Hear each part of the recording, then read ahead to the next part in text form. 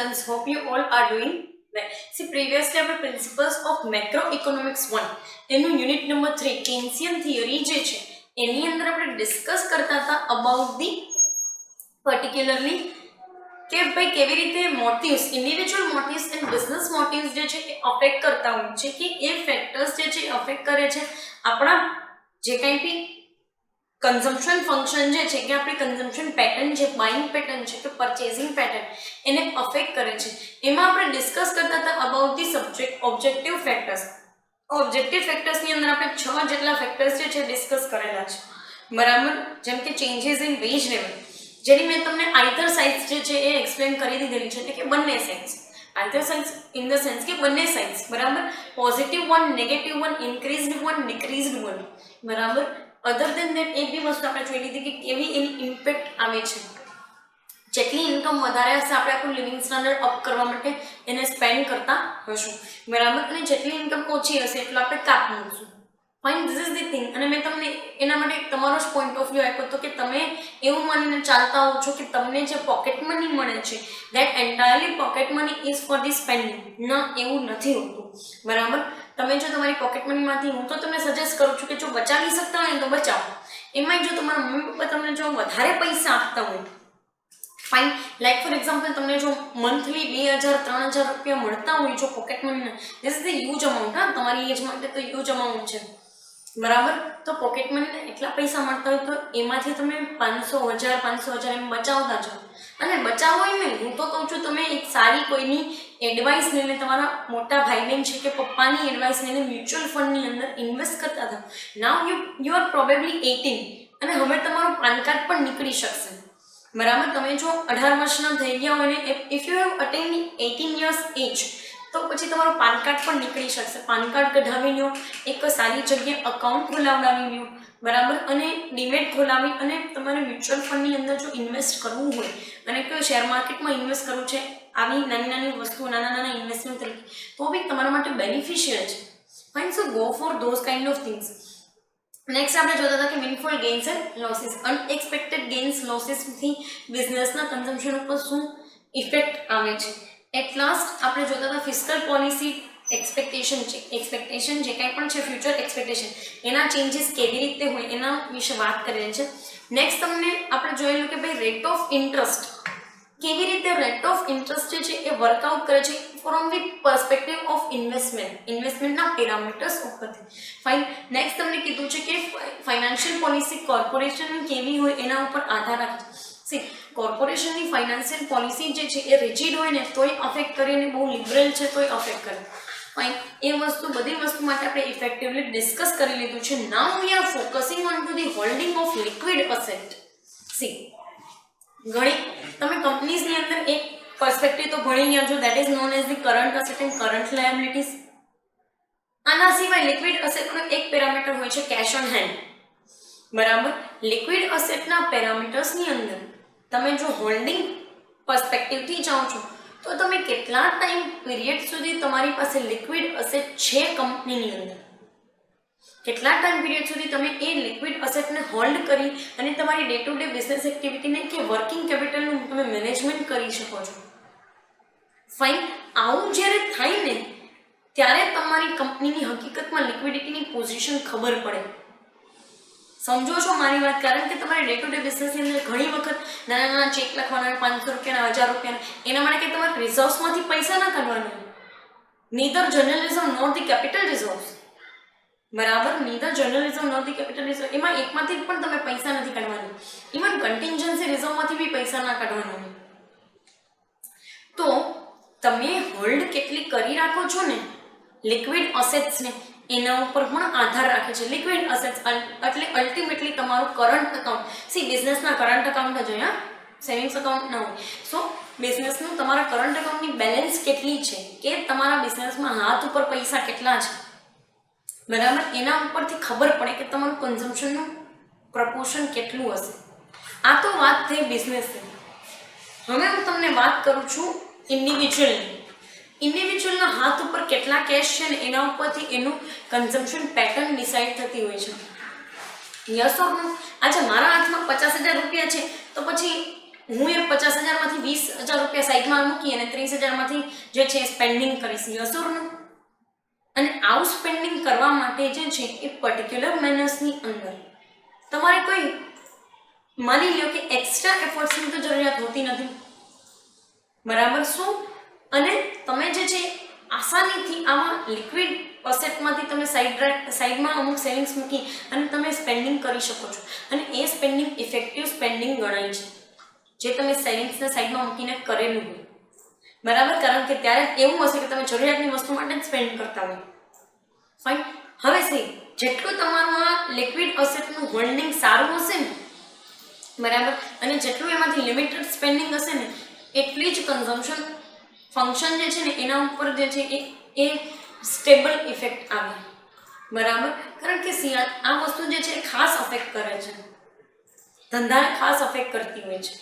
Fine. So A point of વ્યૂથી આપેલું છે. નેક્સ્ટ તમને કહે છે કે ધ ડિસ્ટ્રીબ્યુશન ઓફ ઇન્કમ, જે આપણી કન્ટ્રીની અંદર બહુ જ ડિસ્પેરિટી મેનરની અંદર ચાલે છે. શું કામ? કારણ કે આપણી કન્ટ્રીની અંદર આવકની અસમાનતા છે. આખી કન્ટ્રીની નેશનલ ઇન્કમ છે ને એનો 5% ભાગ જે છે ને એ દેશના તમામ ગરીબોને જાય છે. ઉપરનો 20 થી 25% ભાગ છે ને એ ખાલી દેશના જે છે એ રીચ લોકો લઈ જાય છે, અને બાકીનું આપણા જેવા મિડલ ક્લાસના લોકોના હાથમાં આવે છે, બરાબર? તો ડિસ્ટ્રીબ્યુશન ઇન્કમનું જે છે ને બહુ ડિસ્પેરેટાઇઝ મેનરની અંદર છે, અસમાન રીતે.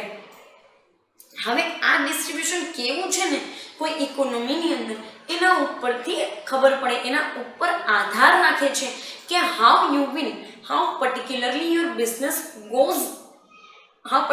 business environment, how particularly your government will goes in certain direction. Yes or no? See, દરેક જગ્યાએ જેટલી વધારે ડિસ્પેરિટી હોય ને એટલું જ કન્ઝમ્પશનનું પણ ડિસ્પેરિટી તમને જોવા મળે. કારણ કે આપણી કન્ટ્રી, એ તો તમને ખબર છે કે આપણી કન્ટ્રીની અંદર મિડલ ક્લાસ લોકો વધારે છે અને પુઅર વધારે છે. That's why we are focusing on to the necessities and conventional necessities. Yes or no? પણ જે કન્ટ્રીની અંદર આ વસ્તુનો આઈડિયા ન આવતો ને તો બહુ ખરાબ પરિસ્થિતિ હોય. અને જેટલી બી અંડર ડેવલપ્ડ કન્ટ્રીઝ છે ને એની સિચ્યુએશન, એની જે પરિસ્થિતિ છે ને આવી જ છે, આના ઉપર જ આધારિત છે. Fine. So distribution of income, whenever the distribution of income is in disparitized manner, then you have to consider the consumption patterns. બરાબર? એના ઉપરથી તમારે કન્ઝમ્પશન પેટર્ન જે છે ને ડિસ્કસ કરવી પડે. અને કન્ઝમ્પશન ફંક્શન તો એવી વસ્તુ છે કે જે દરેક વ્યક્તિને અફેક્ટ કરે. કદાચ તમારી ઇન્કમ કાંઈ ન હોય ને, તમે 0 પેરામીટર ઉપર હોય ને તોય તમને અફેક્ટ કરે, અને તમે 0 પેરામીટર ઉપરથી 100 પેરામીટર ઉપર કદાચ હોય ને તોય તમને અફેક્ટ કરે. નો ડાઉટ 100 પેરામીટર્સ વાળાને ઓછું અફેક્ટ કરે અને 0 વાળાને વધારે અફેક્ટ કરે. That is the only thing. ખાલી એક્સટેન્ટ વધારે અને ઓછું છે. પણ આમ જોવા જાવ તો એક લેવલે એ કન્ઝમ્પશન જે છે સેટ ઓફ થઈ જતું હોય છે રીચ અને પુઅરની અંદર. જે વસ્તુ રીચ લોકો કન્ઝ્યુમ નથી કરતા એ લોકો પુઅર લોકો કન્ઝ્યુમ કરે છે. That's it. Fine. So distribution of income જે છે એ એન્ટાયરલી આધાર રાખે છે તમારી જે છે એ ઇન્કમ ઉપર, તમારી પર કેપિટા ઇન્કમ ઉપર. જેવી પર કેપિટા ઇન્કમ એવું તમારું કન્ઝમ્પશનની પેટર્ન, અને એવી જ રીતે ઇકોનોમીને અફેક્ટ કરશે. ઇકોનોમીને અફેક્ટ કરશે એ જનરલ પ્રોડક્શનના લેવલને અફેક્ટ કરશે, which will affect to the general price level. So now you go in the circular manner. Fine. જેમાં તમને અલ્ટિમેટલી પ્રીવિયસ સેશન્સની અંદર બી મેં આઈડિયાઝ આપેલા છે. ફાઇન. તો એના માટે ફરી પાછું ડિસ્કશન નથી કરતી. નેક્સ્ટ તમને કીધું છે કે એટીટ્યુડ ટુવર્ડ્સ સેવિંગ્સ. આપણી કન્ટ્રીની અંદર સેવિંગ્સ માટેનો એટીટ્યુડ છે ને આખું અલગ જ છે. સોનું લઈને રાખી દો એ પેરામીટર્સ ઉપર આપણે જઈએ છીએ. મકાન લઈને રાખી દો, જમીન લઈને રાખી દો, આપણે બચતને એમ કન્સિડર કરીએ છીએ. જે પર્સપેક્ટિવથી જો આપણે જોવા જાય તો આપણું કન્ઝમ્પશન સ્ટોપ થઈ ગયું છે. યસ ઓર નો? તમે સોનું લઈને રાખી દો છો તિજોરીની અંદર, ભલે તમને એવું લાગે છે કે સોનાના ભાવ વધે છે, બટ એનું યુટિલાઇઝેશન તમારા માટે અત્યારે તો 0 છે. તમારી પાસે 25 લાખનું એક મકાન છે, લીધેલું પડ્યું છે રિયલ એસ્ટેટની અંદર ઇન્વેસ્ટમેન્ટ. અત્યારે તો એનું કન્ઝમ્પશન હાલની તારીખે તો સ્ટોપ્ડ જ છે. એ તો તમે વેચશો ને તમારા હાથમાં 25 લાખ રૂપિયા આવશે ને ત્યારે એનું કન્ઝમ્પશન જોજો, ત્યારે કન્ઝમ્પશનની વાત આવે. ત્યારે લિક્વિડ અસેટની વાત આવશે. Fine. So A point of વ્યૂથી જે છે તમને કીધેલું છે. સી એટીટ્યુડ આપણા કન્ટ્રીની અંદર આવો છે. બીજી એક વસ્તુ કે આપણે છે ને ખાસ કરીને રિટાયરમેન્ટ માટે બહુ ફોકસ્ડ છીએ કે રિટાયરમેન્ટની અંદર આપણે જરૂર પડશે કે પછી હેલ્થ પેરામીટર્સને લઈને ફોકસ છીએ કે કદાચ કોઈ બીમાર થાય તો ઇન્સ્યોરન્સ લઈ લો કે આ લઈ લો કે આના માટે સેવિંગ્સ કરી નાખો. પણ આપણે ક્યારેય છે ને ઇન્વેસ્ટમેન્ટ એવન્યુઝ ઉપર ફોકસ જ નથી કરતા. જો ત્યાં ફોકસ કરીએ તો આપણને રિવોર્ડિંગ મેનરની અંદર આપણું સેવિંગ્સ જતું હોય. બરાબર. મ્યુચ્યુઅલ ફંડ્સમાં મૂકો કે કોઈ સારી એવી સ્કીમ જે છે એની અંદર તમે નાખો પૈસા તો ત્યાં તમને ફાયદો મળે ને. રિવોર્ડિંગ મેનરની અંદર તમને કહી શકાય કે રેવન્યુ જનરેટ થાય. અને એક તમે ઇન્કમ પ્રોપેગેશન માટે પણ જઈ શકો. રોકેલી ઇન્કમમાંથી વધારે ઇન્કમ મેળવવી. યસ ઓર નો? જેટલા પૈસા તમે મૂકો છો એના કરતાં વધારે પૈસા મળે તમને. એટલા માટે હું તમને કહું છું કે જો તમને તમારા મમ્મી પપ્પા 2000 રૂપિયા જેટલા જો આપતા હોય તો તમે 500 રૂપિયા જે છે એનું સેવિંગ્સ કરતા થઈ જાઓ. મ્યુચ્યુઅલ ફંડ સ્કીમની અંદર કંઈ જાજા પૈસા ના મૂકવાના, એટલા જ મૂકો ને 500,000 રૂપિયા તો કાઢી જ શકો. ખોટા પૈસા નાખવાના બંધ કરો ને આ તે વસ્તુની અંદર. અને મેં તો એવું એ લેવલનું સ્પેન્ડિંગ તમારા લોકોની અંદર જોયેલું છે, તમારી એજના લોકોની અંદર. પેલા સ્પિનર્સ આવ્યા હતા, હવે 500 રૂપિયાના સ્પિનરની શું જરૂરિયાત છે? એટલી બધી જવાબદારી છે તમારા ઉપર કે 500 રૂપિયાનું સ્પિનર ફેરવો તો તમને સ્ટ્રેસ ફીલ થાય નહીં ને. અત્યારે તો ઝીરો રિસ્પોન્સિબિલિટી સાથે જો તમે ચાલો છો. અત્યારે ખાલી તમારી ઉપર તમારા ખુદની રિસ્પોન્સિબિલિટી છે અને એ રિસ્પોન્સિબિલિટી લેશો પછી ઓટોમેટિકલી તમે એક પેસ ઉપર આવી જશો કે જ્યાં તમે બીજાની રિસ્પોન્સિબિલિટી લઈ શકો. તો અત્યારે તો રિસ્પોન્સિબિલિટી નથી તો એવા બધા છે ને સ્ટ્રેસ હોય કે સ્ટ્રેસ બસ્ટરની જરૂરિયાત પડે.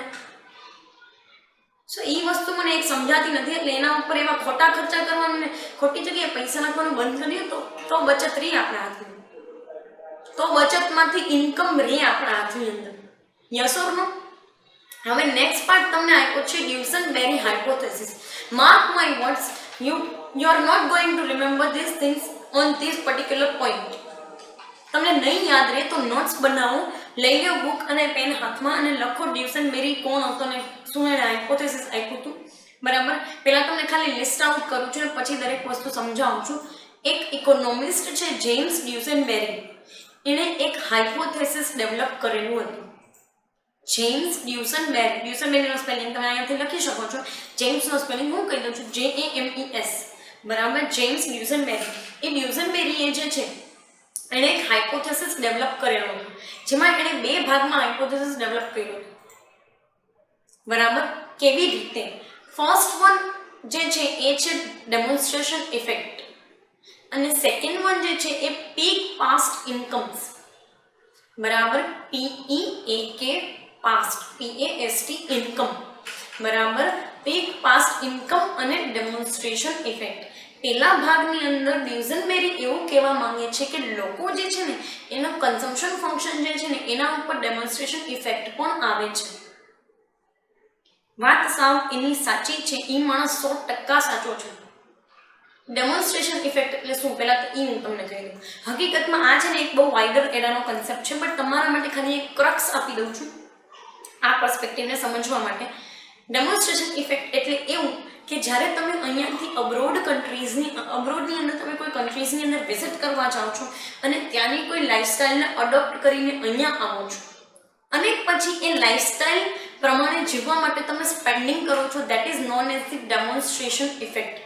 બરાબર. એટલે કે તમે કોઈકનું જોઈ અને અહીંયા તમે બીજા સ્થળે, બીજી જગ્યાએ, બીજા વાતાવરણની અંદર એ વસ્તુને તમે નાખવાની ટ્રાય કરો છો, that is known as the demonstration effect.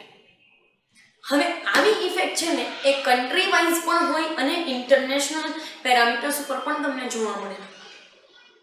આપણા તો most of the purchasing behaviour હોય ને ડેમોન્સ્ટ્રેશન ઇફેક્ટ ઉપર જ હોય છે. જોજો તમે, ઓલાએ લીધું ને એટલે મારે લેવું છે. એણે આવો ફોન લીધો ને તો હું એના કરતાં એક સ્ટેપ અપ ફોન લઈશ. આ આપણા પેરામીટર્સ છે and this parameters is known as the demonstration effect.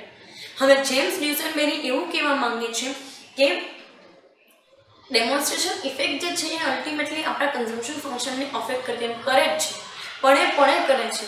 તમે લોકોના પગમાં કોઈક નવા શૂઝ કે નવા સેન્ડલ્સ જુઓ છો એટલે તમે તરત જ માર્કેટમાં લેવા નીકળી ચાલો છો, યસ ઓર નો? કોઈક, અને આ તો શૂઝ ને એક્સેસરીઝ ને એની વાત કરું છું હું. એક તમને બોલપેન પેન્સિલની વાત કરું. બોલપેન પેન્સિલ એ તમે કોઈકને નવીન વસ્તુ જુઓ ને એટલે તમારે લેવી જ નહીં. કેમ એવું? ન લ્યો તો ન ચાલે જ ને, શું કામ ન ચાલે? તો જેમ્સ ડ્યુસનબેરી લોકોની સાયકોલોજી ઉપર એ વાત એણે સાચી સાબિત કરી કે આપણા કન્ઝમ્પશન ફંક્શન છે ને it is entirely based on the demonstration effect. Yes, it is right. પણ એક વસ્તુ એણે એવી કીધી કે ડેમોન્સ્ટ્રેશન ઇફેક્ટ હોય ને એ લોંગર ટાઈમ પીરિયડ માટે હોય છે. એટલે કે લાંબા સમય સુધી તમે જ્યારે કોઈક વસ્તુને ઓબ્ઝર્વ કરો ને ત્યારે એ વસ્તુની ઇફેક્ટ તમારા ઉપર આવે. અને હા, એ વાત થોડીક ઘણી સાચી પણ છે કે આ એનાલિસિસ તમને લોંગ ટર્મની અંદર કામ લાગે. બરાબર? તમે યુઝ્યુઅલી એ લોકોને એ વસ્તુ યુઝ કરતા અને એને એ ફેસિલિટેટ્સ થતા જોવો ને ત્યારે જ તમને એવો આઈડિયા આવે કે હું આવું કરીશ. That's it. Fine. Second part તમને એણે આપેલું છે હાઇપોથેસિસની અંદર, જેનું નામ છે પીક પાસ્ટ ઇન્કમ. એટલે કે એવું ઇન્કમનું એક લેવલ કે જ્યાં તમારી પાસે સૌથી વધારે પૈસા હતા, અને સૌથી વધારે પૈસા હતા ને ત્યારે તમે જે કન્ઝમ્પશન, જે વસ્તુનું કન્ઝમ્પશન કર્યું હતું ને એવી જ ઇફેક્ટ વર્ષો પછી, સોરી થોડા ટાઈમ પીરિયડ પછી જ્યારે ફરી તમારા હાથમાં આવશે ત્યારે પણ આવશે. એટલે પીક પાસ્ટ ઇન્કમનું મિનિંગ શું? તો કે એટ અ પીક લેવલ તમારા હાથમાં ઇન્કમ્સ હતી. તમને તમારા મમ્મી પપ્પા 500 રૂપિયા જ આપતા, એક વખત 1000 રૂપિયા દઈ દીધા. હવે તમારું સ્પેન્ડિંગ એ ટાઈમ પીરિયડમાં 1000 રૂપિયા તમારું સ્પેન્ડિંગ કન્ઝમ્પશનનું આખું ફંક્શન અલગ હોય. આખું તમારું કન્ઝમ્પશનની પેટર્ન જ અલગ હોય, તમારી પરચેસિંગ પાવર વધારે હોય. સો એ પ્રમાણે તમે વસ્તુ લેતા હોય. હવે ફરી પાછી એવી ઇફેક્ટ ક્યારે આવશે? તો કે ફરી પાછા તમને 1000 રૂપિયા મળશે ત્યારે.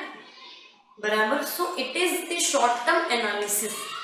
અને આવું બધું શોર્ટ રનની અંદર જ બનતું હોય છે. લોંગ રનમાં આનું કોઈ અસ્તિત્વ હોતું નથી. ચોખ્ખું તમને કહેવું છું. પીક પાસ્ટ ઇન્કમ જે છે એની ઇફેક્ટ જે છે એનું આમ પણ એક તો ઓછું ઇમ્પેક્ટ હોય છે કોઈ વસ્તુ ઉપર, અને લોંગ રનની અંદર હોતી નથી. કારણ કે લોંગ રનમાં તો હ્યુજ ડિફરન્સ આવે. આજે તમે 500 રૂપિયા પોકેટ મનીના લેતા હોય, કાલ સવારે તમે નોકરી કરવા માંડો તો 5000 રૂપિયા તમારા હાથમાં. શું લોંગ રનની અંદર ઇફેક્ટ એની અલગ હોય છે. ફાઇન. સો પીક પાસ્ટ ઇન્ફોર્મેશન ઉપર કે ઇન્કમ ઉપર એને જાજુ કંઈ જે છે એ એમ્ફોસાઇઝ કર્યું જ નથી, પણ એનું કહેવાનું એમ છે કે લોંગ રનમાં તમને સૌથી વધારે કોઈ યુઝફુલ થતી વસ્તુ હોય ને તો એ છે કે ડેમોન્સ્ટ્રેશન ઇફેક્ટ. ફાઇન. એના ઉપરથી તમને એક્યુરેટ એનાલિસિસ પણ મળે. બરાબર? બીજું ડ્યુસનબેરીનું કહેવું એમ છે કે સમટાઈમ્સ આપણું જે છે એ બાઇંગ બિહેવિયર કે આપણું કન્ઝમ્પશન ફંક્શન જે છે એ સિચ્યુએશન બેઝ હોય છે. આવું એણે હાઇપોથેસિસમાં નથી કીધું, બટ અલ્ટિમેટલી એવું એનું કહેવાનો મીનિંગ છે કે ઘણી વખત આપણી સિચ્યુએશનલ બેઝ હોય. ઓબ્વિયસલી સિચ્યુએશનલ બેઝ જ હોય. અને એ તમે જ્યારે ચશ્માવાળા લોકો એને પૂછો ને એને વિચારાને ખબર હોય કે ચશ્મા તૂટી જાય એટલે તાત્કાલિક ગમે એવડો ખર્ચો આવે એ કરાવવાના જ હોય. એ સિચ્યુએશનલ બેઝ છે. Fine. So sometimes our buying behavior and our purchasing pattern is entirely depends upon the situation we are facing. બરાબર? જ્યારે તમારે જરૂરિયાત હોય ને ત્યારે તમે શીશામાં પેટ્રોલ ભરાવા જાઓ, તમારા ટુ વ્હીલરની અંદર પેટ્રોલ પૂરું થઈ ગયું છે અને તમે શીશામાં પેટ્રોલ ભરાવા જાઓ, એ વ્યક્તિ એમ કે શીશામાં પેટ્રોલ ભરવાના 10 રૂપિયા વધારે લેશે એટલે તમે 10 રૂપિયા વધારે દઈ દો. કાં ગરજના પૈસા છે ને, જરૂરિયાત છે અત્યારે તમારે, તમારું સ્કૂટર ત્યાંથી ખસે એમ નથી, એટલું પેટ્રોલ એમાં છે ને, તો દઈ દેશો ને પૈસા. સો સિચ્યુએશનલ બેઝ થઈ ગયું. આમાં તમે વધારે પૈસા આપવા રેડી થઈ જાઓ છો. બરાબર? સો એ મેનરની અંદર તમને કીધેલું છે કે ભાઈ ડ્યુસનબેરીએ આવા અલગ અલગ હાઇપોથેસિસ થ્રુ એણે સાબિત કરી દીધું કે આપણું કન્ઝમ્પશન પેટર્ન જે છે એના ઉપર ઇફેક્ટ આવે છે. પર્ટિક્યુલર આ સેશનની અંદર રિમેનિંગ ઓબ્જેક્ટિવ ફેક્ટર્સ જે છે આપણે ડિસ્કસ કર્યા. કમિંગ સેશન્સની અંદર આપણે જોશું last part of your unit 3, જેનું નામ છે મેઝર્સ ટુ રેઝ એમપીસી ઓર પ્રોપેન્સિટી ટુ કન્ઝમ્પશન. બરાબર? કન્ઝમ્પશનની પ્રોપેન્સિટી કેમ વધારવી ને એના માટે તમને એક આખો ટોપિક આપેલું છે. બરાબર? એના માટે બી ડિસ્કશન કરશું. ફાઇન. સો પર્ટિક્યુલર આ સેશન માટે અહીંયા સુધી રાખીએ. Thank you so much.